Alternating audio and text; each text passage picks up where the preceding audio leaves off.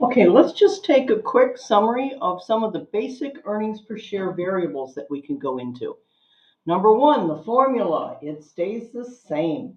Okay, so we must write that formula over and over again, just like you did your multiplication tables. On the day of the test, you'll be so anxious, it'll come right out. All right, some of the things that can happen to our earnings per share. We can issue stock, there can be capital transactions. We can declare a stock dividend. Okay, so we multiply the shares at that date of the dividend issued. We go back and retroactively restate the quantity. Remember to restate the quantity. We can buy back or take treasury or purchase shares. There's a number of different ways that this has been, different verbs that have been used to say this. Okay, so watch what they're saying in the word problems. Preferred dividends can be cumulative. You can have something in arrears. You can have them paid. You can have them declared but not paid. So review your preferred stock characteristics. Go into your glossary and go into your preferred stock characteristics that they have, and just the basic preferred stock and what and how we calculate the dividends on the preferred stock. They're usually percentage-based style things.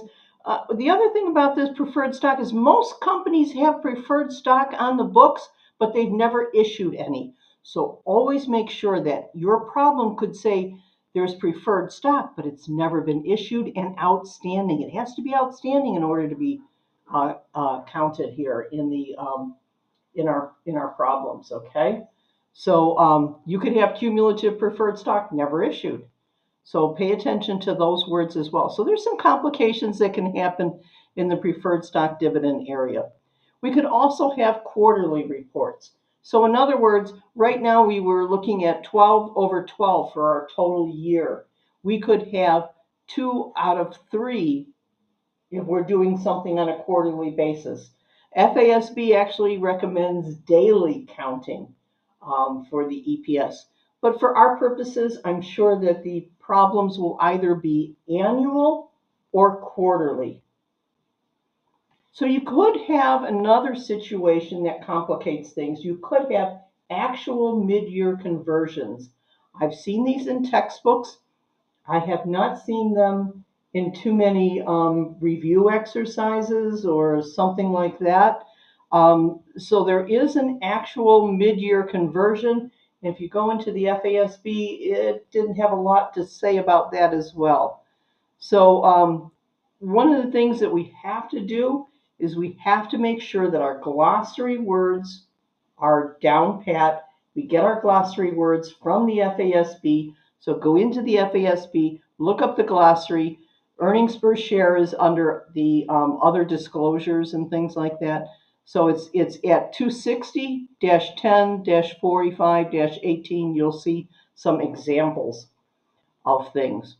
So income available to common stockholders, that's your main focus. So income or loss does not include discontinued operations. It's from continuing operations. So make sure that you're separating out discontinued and continued operations. Discontinued operations will also have the calculations for earnings per share as well. So is it adjusted for the preferred stock dividends? And you could also have reverse splits.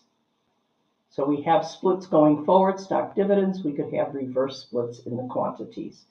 So a number of different problems that could take you for a little bit of a curveball here. But I think if you know the basic formula and you know what goes into it, and you know the timing of things, and you understand that, you will be able to handle any of these curveballs that come your way.